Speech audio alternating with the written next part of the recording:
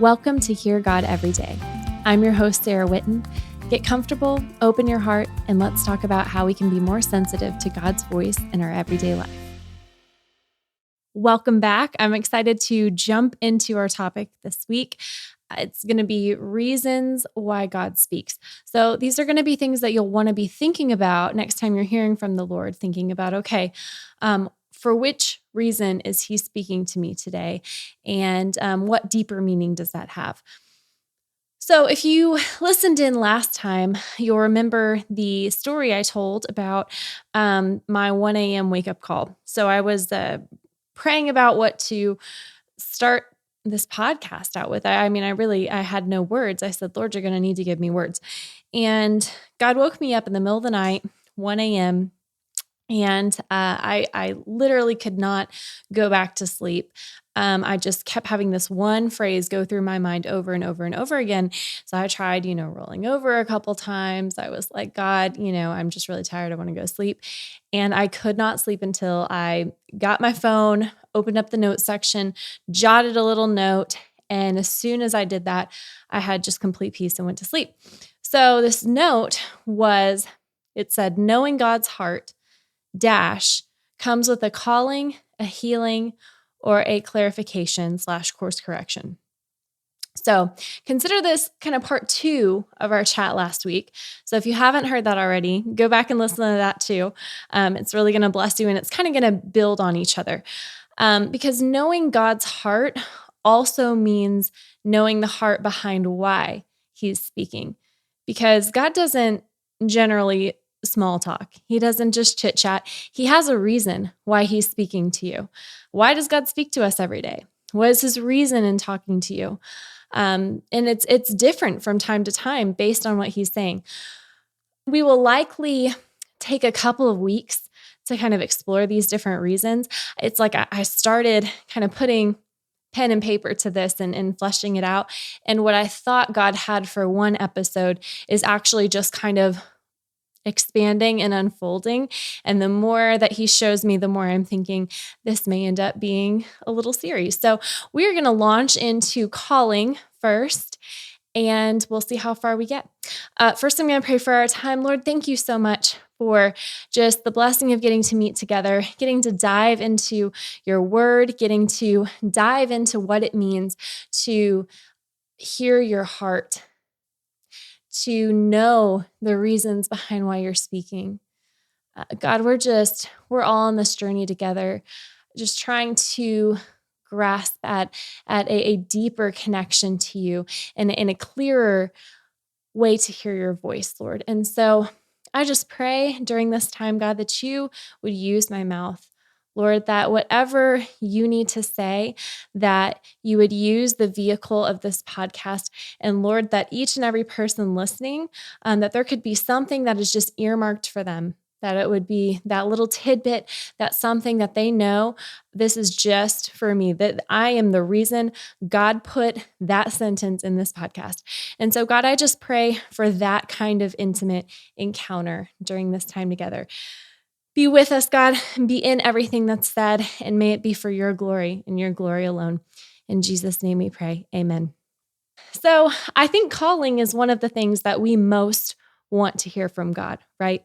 We're always wondering what he's calling us to, what our calling is. But I also think that we want to hear this most from God because it's one of the things that God most wants to talk to us about. I think it goes both ways. And calling, when you think of the Bible, you think of the word, calling is the burning bush for Moses. It's the promise for Isaac and Abraham, but it's also the smaller things. It's the dinner invitation for Zacchaeus or the watering the camels for Rebecca.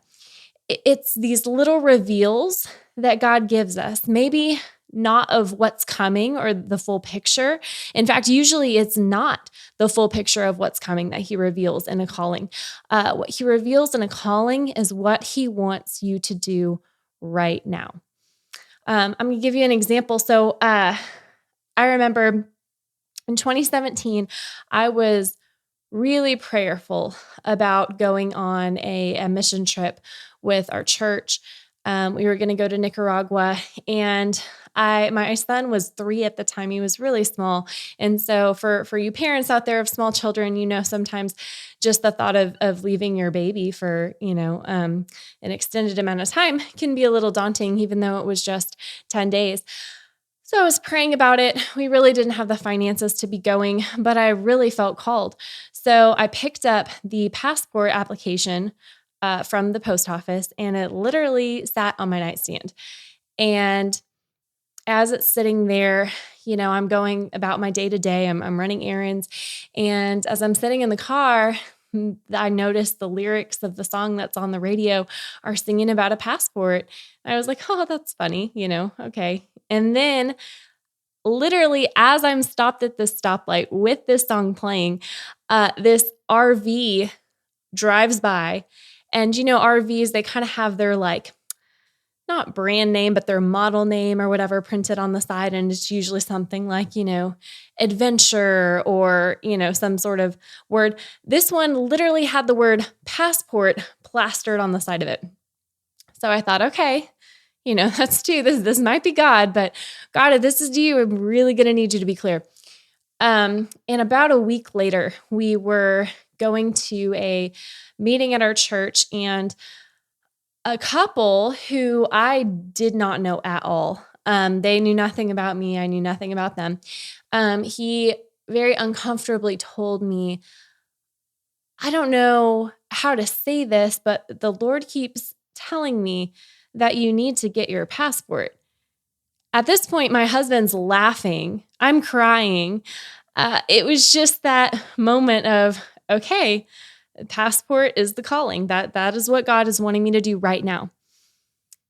What I didn't know is that passport was a step on that journey that really ended up launching me into missions in a way that was irreversible. I mean, even today, our organization, One Spark International, does work in least reached areas, and I cannot imagine a life without sharing the gospel overseas.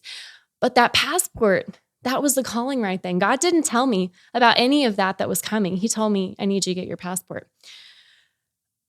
Okay, so when we talk about recognizing a calling, that's often our first question, right? How do I know if this is a calling from God?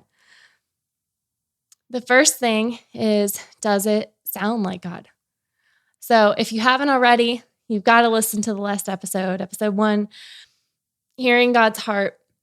Knowing what God sounds like will help prick your ears to those times that He's calling you, and knowing, yes, this is the calling from God.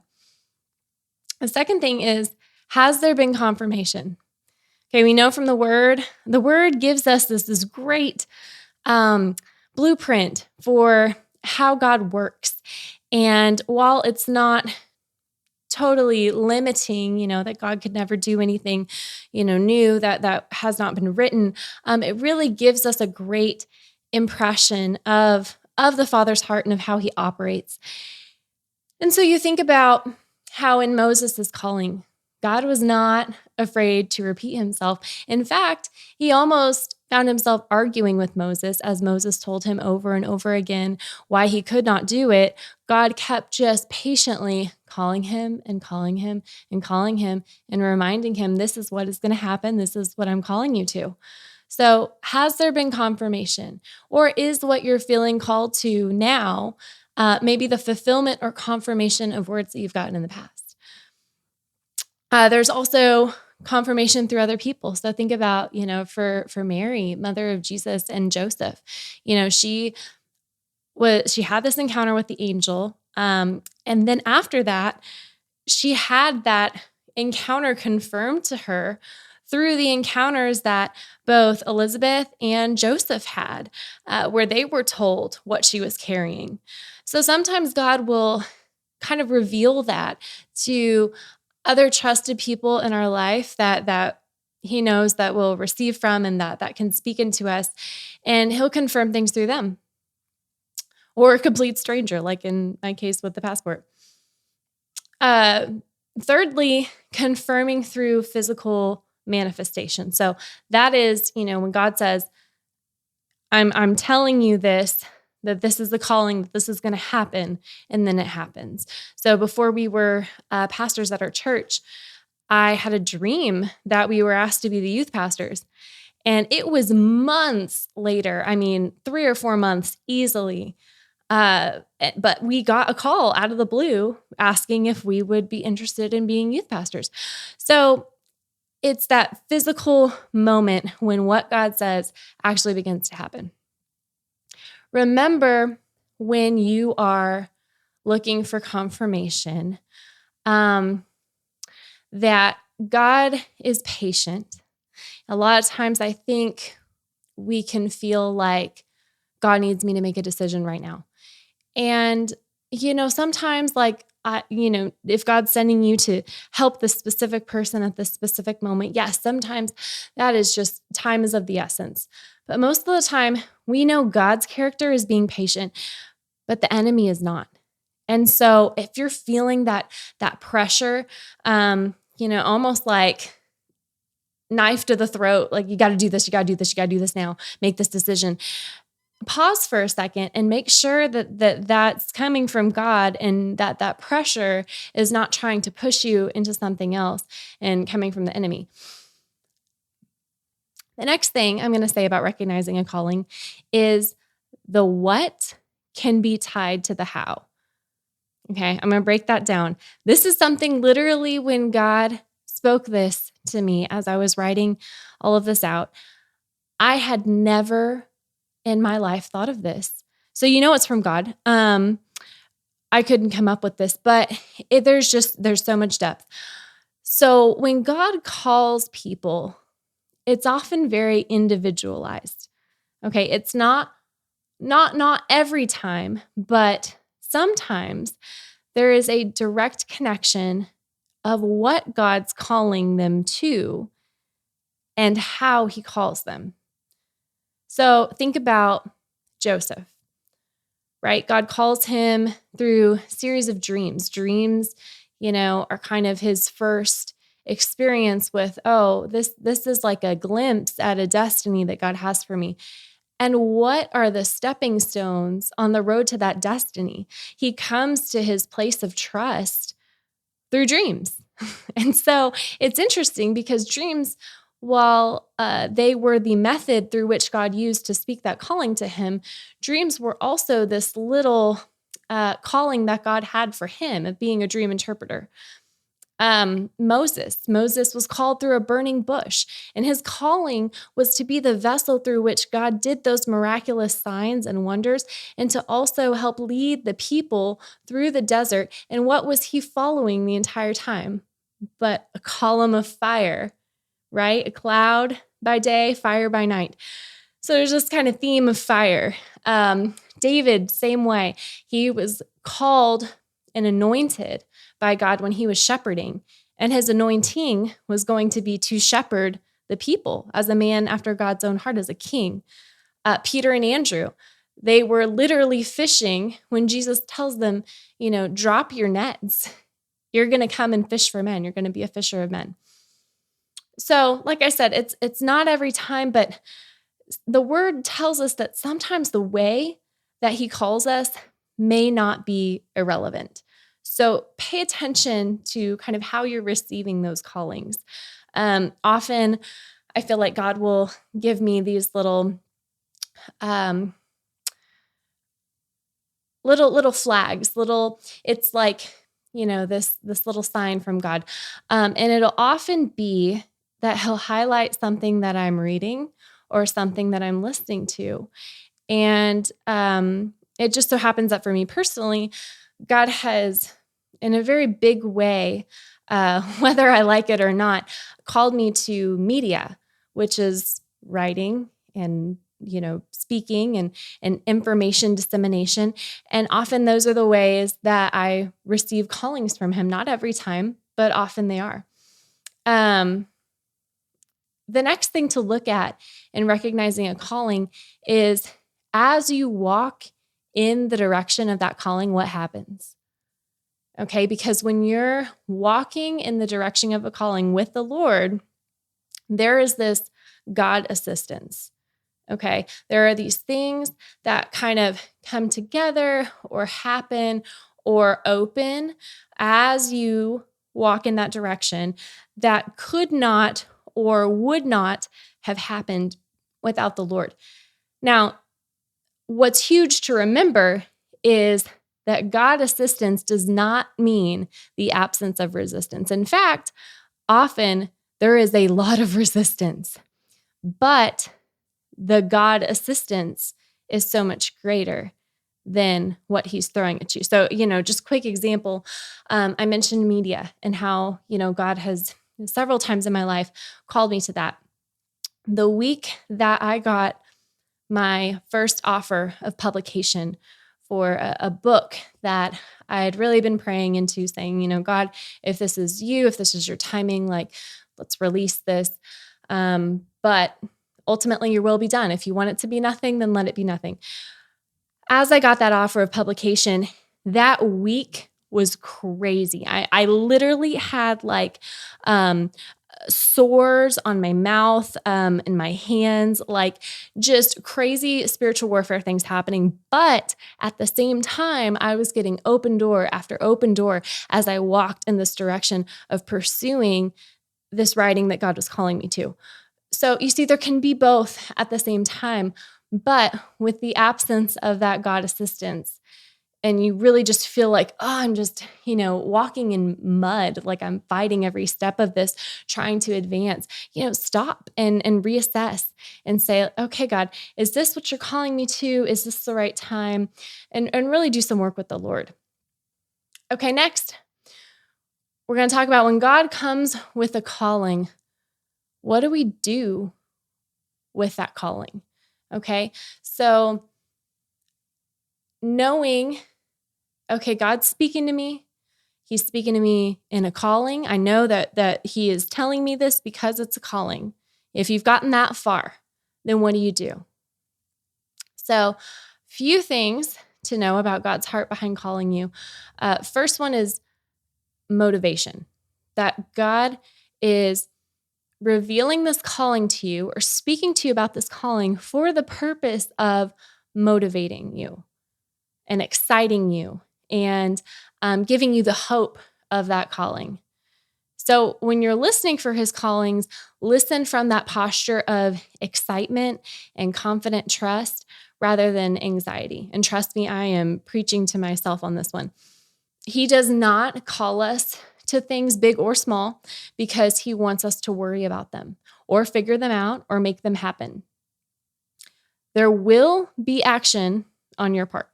I don't think God has ever called me to anything and just said, all you have to do is sit back and it'll happen. I recognize that does probably happen sometimes, but most of the time when he calls me to something, it takes me saying yes. It takes me kind of cooperating and doing things accordingly so that I can partner with what he's doing. A lot of times it does take that. But knowing that at the same time, you don't have to work it all out on your own. You don't have to figure it out. You don't have to, God is not giving you this calling because he wants you to sit there and worry about how that's going to happen, what that's going to mean for your life, what changes that's going to bring. Worry was never part of the equation that God wanted to happen when he created calling. Calling was created for the purpose of hope and motivation. Okay, then again, next, if you're at the stage of knowing that God's calling you to something, like I've said, you've passed the weighing it out, praying stage, it's God, he's got a calling. Your next step is do an emotional inventory. Invite God into your quiet time and ask yourself this: how am I feeling about this? What are my expectations? Then, more importantly, ask God, how are you feeling about this, God? What are your expectations for this, God? I want you to just compare your answers, because sometimes just stepping back and doing that is exactly the reignition for the fire that you need to motivate you back into that calling. Sometimes feelings definitely can get us mixed up or get in the way, but that's a great way to get you back on track, doing that little emotional inventory.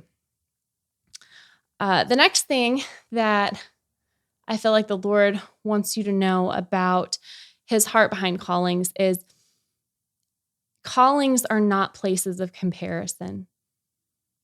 So when we had our daughter, and I tell this story often, but our son, he was our firstborn, and he was super healthy, chunk of butter, 95 percentile on weight and height, just like big baby. And I totally took all the credit and thought it's because I'm such a great mom and I'm just taking care of him so well that he's growing so wonderfully. And then God said, okay, here's your daughter. And she has always been petite, was like 10th percentile, if that, since she was born. And her middle name is Joy. And I remember one day just sitting and agonizing over this and, saying, God, like, is she okay? I would worry about that all the time. Is it something I did, compared to Mason or compared to other babies her age that I know? And God stopped me and said, comparison is the thief of joy. And that just hit me because her middle name was Joy. And it was literally stealing my time with her and stealing my bond with her because I was comparing her. And the whole time this was going on, our doctor kept reassuring me, no, this is just her normal. She's great. She's healthy. This is just her normal. So what I want to challenge you with is that God's callings for you are not small compared to insert the name here of somebody whose callings you think are bigger than yours. Okay. God's callings for you are not small compared to that. It is nearly impossible, hear this, it's nearly impossible to hear your own calling clearly when you're expecting it to come in the package of someone else's. Someone needs to hear that today. It is almost impossible to hear your own calling clearly when you are expecting it to come in the package of someone else's, because we are each created in his image. We are not created in each other's echo. So as you're receiving that calling, let's say you're receiving a calling to write and you're thinking, there are thousands of people that are called to write. Well, yeah, but you're called to do it your way. And your calling and your path look completely different than every single other one of them. And God knew that he still needed one of you. So trust that. The third thing I want to talk about with knowing God's heart behind calling is know that when he comes with a calling, he comes with a choice. Okay, God is the God of choice. His callings are invitations for partnership. They're not forced contracts. There's something huge that happens when we just shift our listening from what is my calling to what are you asking me to do right now? Because the first one, what is my calling? That almost puts all of the answer on God. Of God, I just need you to drop this 23-page thesis on what my calling is versus what are you asking me to do right now? There's that partnership. There's that I'm going to make an active choice to come alongside you in what you're doing, Lord. But I just need to know what it is. There's also power in shifting our listening from what is my calling to what yes or no are you calling me to give right now? Because yeses are callings and nos are callings. So praying about just that, as simple as that. What yeses or nos are you calling me to give right now? In the book that I currently have in publishing, there's a whole chapter that's called The Superpower of Choice. I believe that choice is one of our greatest weapons. And the enemy desires to manipulate our choices, and God desires to give those choices back to us. So as you're hearing God and you're hearing that it's a calling, be thinking about what is the choice or what is the collection of responses that is going to come from me in response to this calling. Okay, the next thing we've got to talk about when we talk about God coming with a calling is pitfalls. These are pitfalls that I see all the time. These are pitfalls that I have experienced. So pitfall number 1, we set aside hearing callings for these 1 or 2 big life missions, and otherwise our ears are totally shut to everyday callings. Okay. Think about it. Have you been guilty of that? I know I have. Thinking that your calling is this calling with a capital C, and that God has called you to do these 1 or 2 big things, but that otherwise, he doesn't really care, day to day. Day to day, there's not a whole lot of little callings. So there's a great analogy for this that God just kind of dropped on me. When you're using GPS, any kind of navigation to get somewhere, right? You plug in the address and it brings up the map. It shows the little dot where you are. It shows the dot where your destination is. What if you did that and then you just closed out the map? Never been here before, you're looking up directions. You see where the dots are on the map and then you close the app. You guys may be way better at navigation than I am, but for me, if I did that and tried to, okay, I know where I am, I know where my big destination is, I am going to just try to get there as best I can on my own. Well, we know from driving the roads that roads almost never go as the crow flies. It's never the path of least resistance. It's never the path that makes the most sense. There's often a lot of left turns, right turns, U-turn here, and all these other steps in between that when we have either a map that is walking us through step by step or that step-by-step navigation nowadays, then we're able to navigate those things. And I want to suggest to you that while God has these big callings for you, that each turn is also a calling. That left turn that you don't think necessarily has anything to do with what you're wanting to do in the end and what you're feeling called to, that you should ask God, maybe that left turn is actually a step on the GPS towards your destiny. I had several friends, actually, I watched like 2 or 3 of them go through the same thing at the same time, and it was baffling. But all of them had these huge career aspirations, which were great. Things that they felt like God had called them to, that they knew that God wanted them to fill this specific position or start this business or, do this ministry. And they just went for it all in and went straight to the destination. They started just going after with all their heart this end position that they thought that they were being called to. And what happened unanimously, which I'm not saying, if God's calling you to a big position, that this is necessarily your path, because remember, we just talked about that these are not cookie cutter paths that we can't compare when it comes to callings. But I watched all of these people go through getting offered kind of steps along the way. Okay, well, we can't give you that job, but we can offer you this position at our organization. And maybe it was lower. Maybe they would need to kind of work their way up through the ranks. And I watched them all say no. Well, 3 of them, they were offered kind of these intermediate steps and they turned them down because they said, no, God's called me to something bigger. And I watched this 4th friend I had who was kind of also going through the same thing of feeling like God was calling them to something big. But instead of making these drastic moves, they kind of waited on the Lord just to see what God had.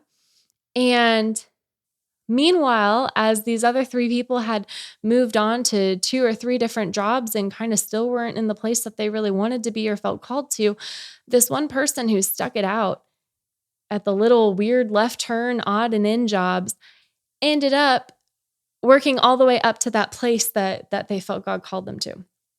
So that's just a small example, but it just struck me so much that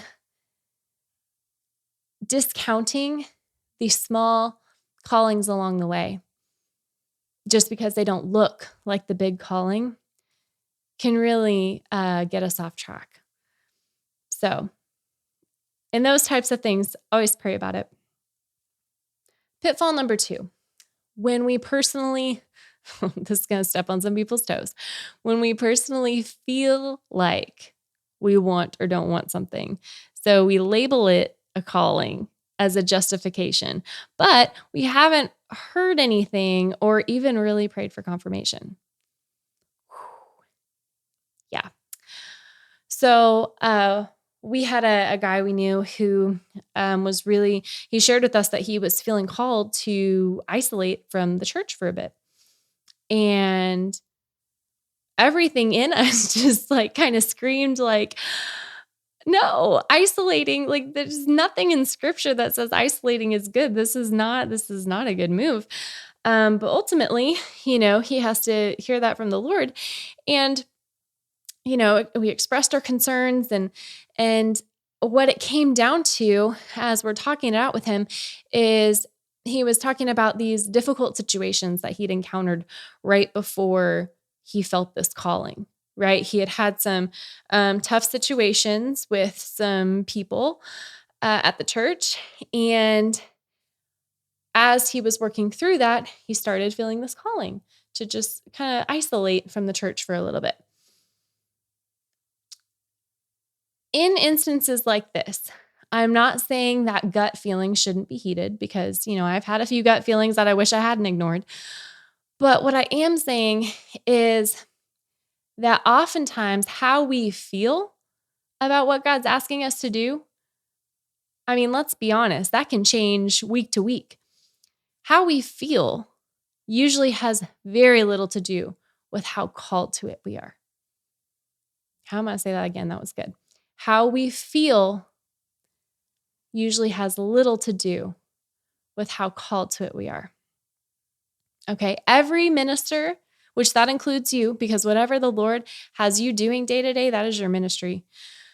Every minister has times that they don't want to keep going. You been there? I've been there. I'm raising my hand. And think about Jonah. Jonah was very called to Nineveh, and he definitely did not feel like it. It was not at the top of his list. Hannah, she was very called to be a mother. And that was at the top of her list. That was her dream. And so it works both ways. Does God give us our wildest dreams? Yes. Do we always, every step along the way, feel like we're living the wildest dreams? No. Are you called to it still? I don't know. Pray about it. There's no getting around that direct connection to God. You ultimately always have to take it back to the source. But don't let your feelings turn into your callings. Pitfall number 3 is getting stuck, right? So Lisa Bevere, who I greatly respect, recently posted that there is such a thing as too much fear of missing the Lord. I thought it was so profound because sometimes we just get trapped in this paralysis of indecision, and it gets in the way of that choice or action phase that we talked about in calling.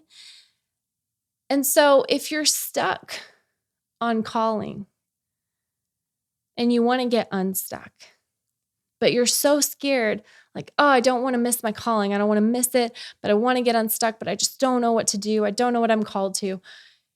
Here's what God gave me. Zoom out or zoom in. Okay, here's what I mean. So if you're stuck and you're drawing like a total blank when it comes to what comes next, maybe you need to zoom in. You may be looking too big. You may be looking at this overall, what is the greater meaning of my life? What is my calling with a capital C? You may be looking at just that destination on the map when we talked about our GPS. If you zoom in just a little bit, that looks like praying, God, show me what I'm called to today. Much smaller scale, right? Show me my calling for this hour. Sometimes that's all we need. And it gets us back to that point, gets us back to that source of just relying on God, not needing to know the big picture, because maybe that's where we're stuck. Maybe we just need to zoom in. Or maybe you need to zoom out.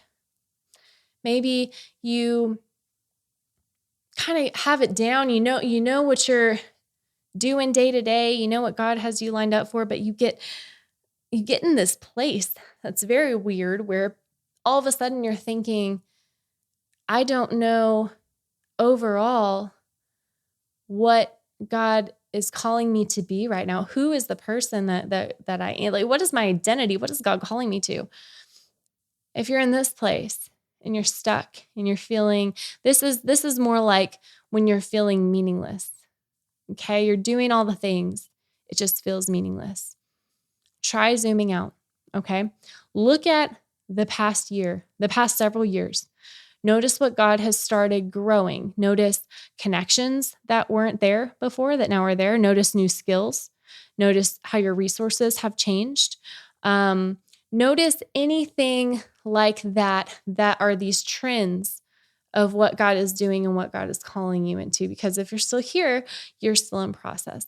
God is still building up to something in your life. So looking for these trends, what is God training me in? What experiences has God led me through that may be clues to what he's going to use me in next? What connections has he aligned me with that may be a clue to what sphere of influence he's going to have me minister to. For the example of apostle, so if you're zooming out and you're asking God, like, okay, I'm zooming out, I got the day-to-day, but I just need to know, like, overall, God, what is your calling? Like, who am I? What is your calling for me? And you get the word apostle. This is my example. Then it's going to give new meaning and new fire and new energy to literally everything you put your hands to, because then you're going throughout your day and whatever little things that you have in your day, you're coming at them as, I am going to come at this as an apostle. It's that whole whatever I put my hands to mentality of, whatever I put my hands to, I'm going to find a way to bring my giftings into this. So if you're stuck, try zooming in, try zooming out. Okay, last pitfall number 4, timing. This one's huge. So my husband and I, years ago, we felt called to start a board game night. We were like, this is going to be a great community builder. We really saw a felt need for that. We felt called to it. I was reading hospitality books, just everything. I was really trying to grow in this area and stretching myself. And so in what I thought was obedience to this calling, we set up these game nights and invited 50 people.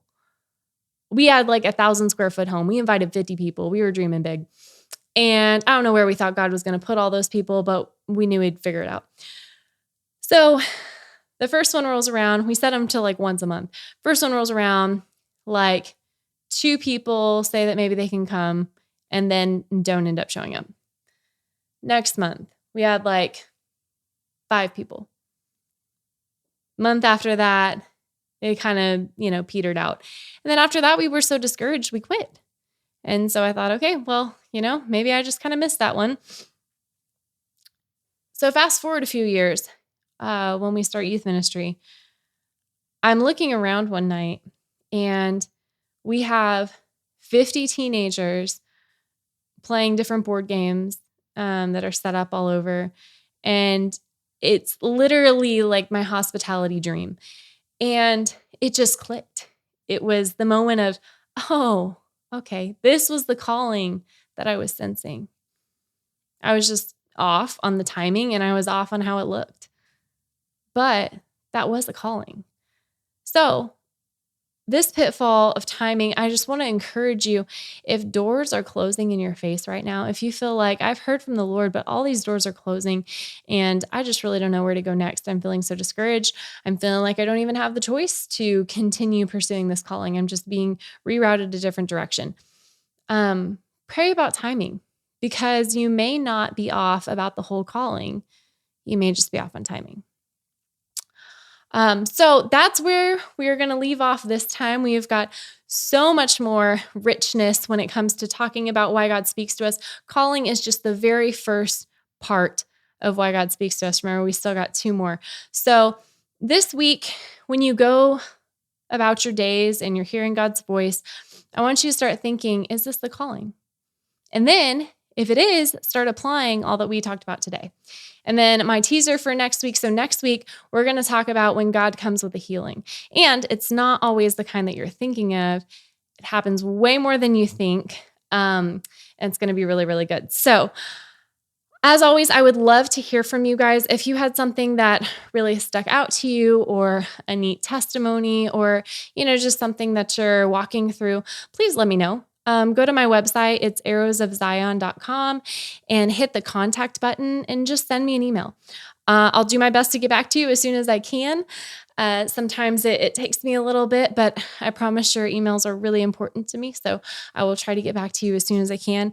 And I just love being on this journey together, and just walking through these things and talking through these things as we dive into what it looks like to hear God more clearly and to know God better ultimately. So praying for you all, and we'll see you back here next week. Thanks for spending time with me today. If God spoke to you through this time, visit arrowsofzion.com for writings, resources, and ways to partner with me in reaching the unreached with the gospel. You can also find Arrows of Zion on Facebook, Instagram, or YouTube. Have a blessed day, and let's meet here next week.